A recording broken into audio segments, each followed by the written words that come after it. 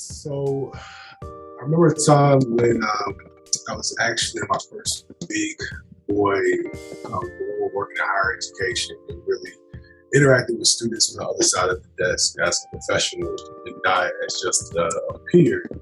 And one of the more touching conversations that I had where this brother, young brother, really opened up to me.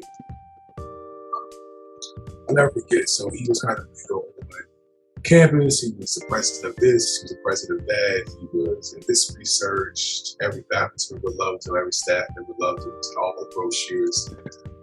I hate to say it, but that typical black male, black person would say that kind of gets all the attention.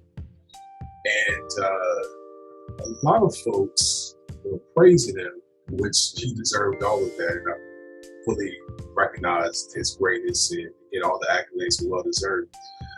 Doesn't seem like, or didn't seem like to me at the time, that anyone really took the time to stop and ask him, to really figure out how he was doing, what was going on with him. So he built this relationship over years, right? I've been there. I think at this point we had the conversation maybe a year and a half, and we were coming up on a break, which we all know that's a time where folks kind of go to their respective homes. They leave campus for a little bit, maybe they stay home, but for the most part, they take a good amount of time back home. And his brother was from the south side of Chicago, and we had this very interesting conversation. He said, we went home. I said, yeah, I'm going back to Virginia. And kind of talked about a little bit about Virginia. He had never been. So I started to ask him about his home life. And he started to share what I think was some pretty concerning, also really vulnerable things. And one of the things that he said was that he was afraid to go home. He wasn't afraid because he didn't know if he would make it back. So of course I asked, tell me a little bit more about that. What do you mean when it won't make it back? I don't of course, I had concern. I had to go a little bit deeper. So he started to share about some of the gun violence in his neighborhood and what that meant for him. And what that meant for him being like a 6'4", fairly diesel black male. Feels like a target to police, perhaps a target to other brothers, just random gunfire. And how that is not seen, that part of his identity, that part of his personality is not seen on this campus where he's praised so much. And that really made me stop and think about the ways that we interact with our students and the ways that we humanize our folks, right? These are not just people on a brochure. These are not just folks that we can come speak to the panel when it's time to talk about diversity, when it's time to talk about how great the school is going, or to give them awards to. He deserved all of that.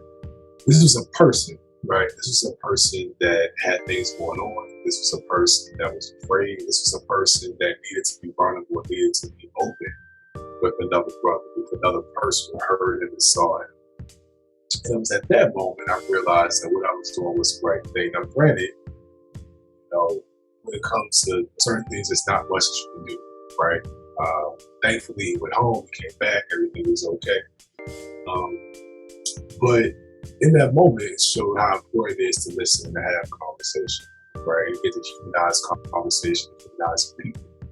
And I think carrying that with me while my journey in higher education has been a lesson that is absolutely amazing. I think about that brother sometimes when I'm having conversations now with folks, when I'm think about the work that I'm doing now. He's doing well, he's married. Love of his life, actually, his college sweetheart, which is amazing. So he's went on to do all of these amazing things, great things. But that moment would almost stick with me. When I think about ways that we interact with folks and being able to just be there for people and what that means. I have important those moments. So he might not even remember it, but I know that I do. And that goes a long way. It's something that's going to stay with me.